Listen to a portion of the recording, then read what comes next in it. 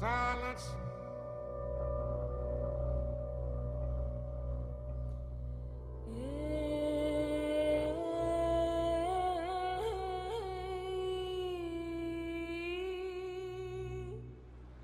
Talking about silence.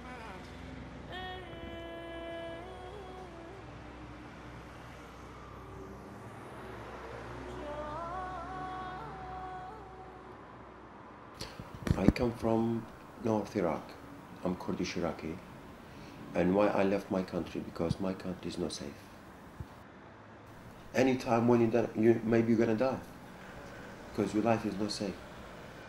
I left my mom and dad and my sister, my brother as well. It's best way I come here for me. So when I come about in 2001 in August, I come to England. So, but I'm happy I'm living in England, but about something I'm not happy.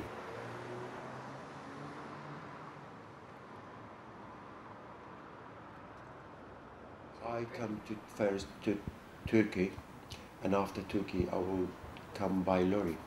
I want to be honest, you know. Police, they see us, they saw us, and then they stop us to my life be safe. So straight away they take me to the police station, and I was in police station for 2 days. They take detail from me, where I come from, what is my age, everything, and he put my fingerprints. And after that, they send me to Dover for 15 days. So after that 15 days, they sent me to, excuse me, they sent me to Nottingham. Oh, I was to live in Nottingham about 1 year, and after I come to London because Nottingham is no good for me.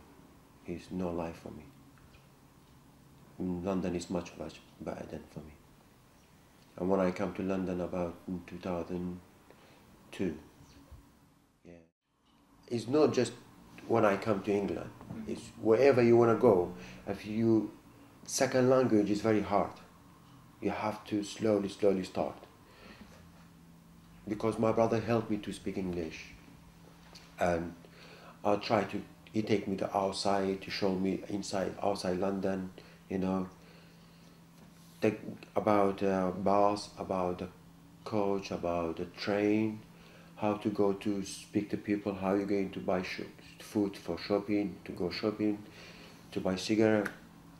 So I'm really happy about my brother when he teach me slowly. And I start to work, very hard work, because I've got experience about barber. I was to work for someone about in 1.5 years, and after I opened a shop for myself. So still I've got a shop, I've got people working for me, and pay tax. It's good. Look after this country. Because that's my point, I want to be good for this country. Only one thing they make me sad is my passport. If my family is my nation, then am I a citizen? If my street were my nation, would its laws be written in a way we can understand, so we can shake our neighbor's hand, united so we can cease to fight our fellow man? Or should I claim my city? Amidst the grime and the gritty concrete streets could I seek to find that which uplifts me? And what about my country? Is that where my love lies? I feel like I'm abroad on holidays. It's not our country. It's not our country anymore. Look, how can anybody say immigration's a good thing? Just look at this. This is just total colonisation. And this is Wembley. Wembley High Street, as brought to you by Labour, Conservative, Lib Dem. This is their idea of fun. No British person gave them the permission to do this in any election. Nicholas John Griffin from the British National Party.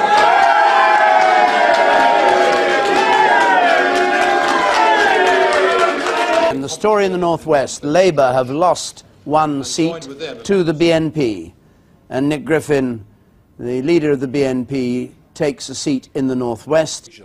I think the people voted for us because they're desperately worried about mass immigration. They don't share the crazy views, which is what the media say are our views, of course. But they, like us, want the door shutting because this country is full, and they want the illegals and the bogus asylum seekers and people who are disloyal to Britain out of the country.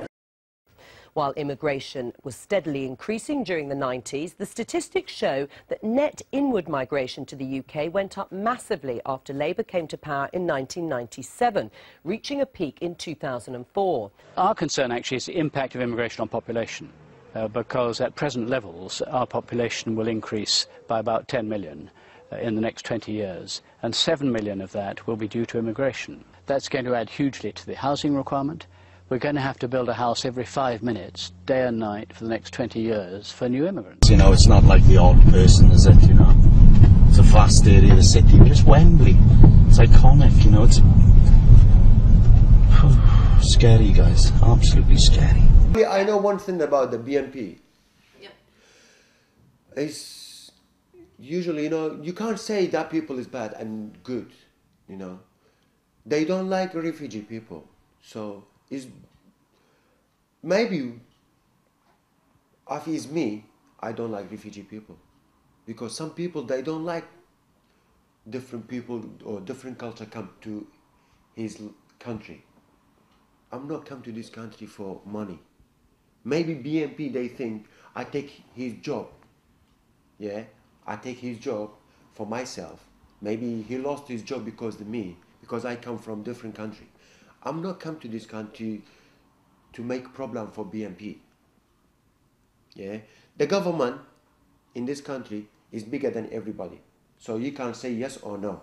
You know what I mean? He told every country, the Arab people, my house door is open for everyone. So that's why from Somalian, Iraq, Kurdish or Turkish, Arabic, and Afghanistan,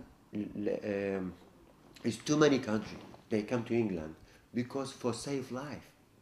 It's not because make a problem for BNP. Over the last decade, over 4 million immigrants have come into the country, at the same time as thousands of indigenous Britons have left. The Muslim birth rate in Britain, for instance, is more than 3 times the indigenous birth rate, and the death rate, because we're an old population, the death rate is so enormous that within about 20 years we'll hit a demographic tipping point, after which it will be impossible to stop this country becoming Islamified.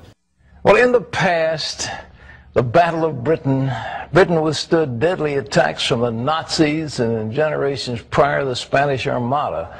But now it faces an assault from the enemies within: political correctness and multiculturalism.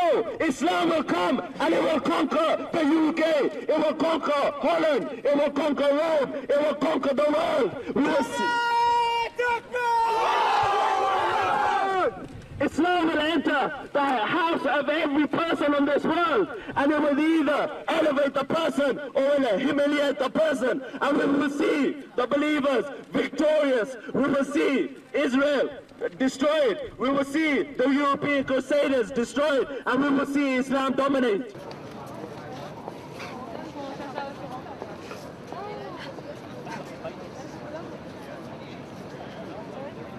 Today's march is for people like us and the general public of all faiths and all religions to unite as one, show Chowdhury and his cohorts. People will not sit back and take his radical extremist views without opposing them.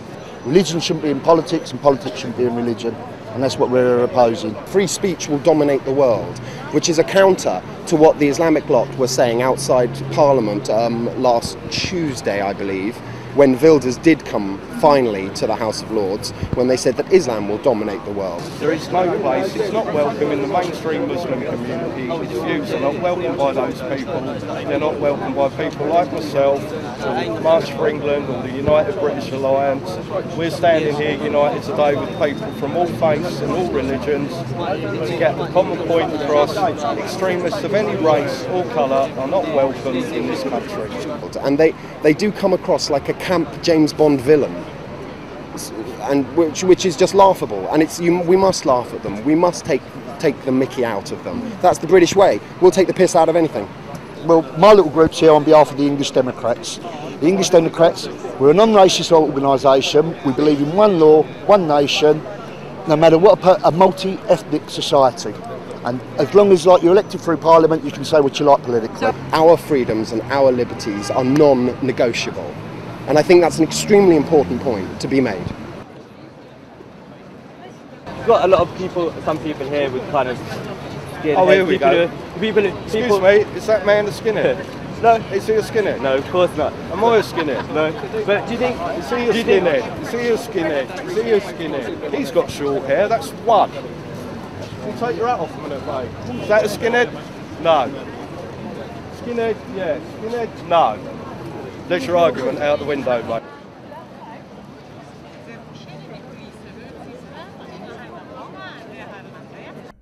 If my nation was my borough, would its focus be thorough? And how would we view others who we don't see as brothers? Or should I claim my city? Amidst the grime and the gritty concrete streets could I seek to find that which uplifts me? And what about my country? Is that where my love lies? I have a history here which racists can't deny. But can competition be confined to a football field? Or do graveyards have to be filled with patriotic zeal? BBC security personnel started to withdraw some of the protesters from the building. They feel, as you can see, very passionately about keeping Nick Griffin off the BBC airwaves tonight. Having a multiracial society and ensuring that race-based politics has no place in our society is fundamental to the decent British values which are held by most people in this country.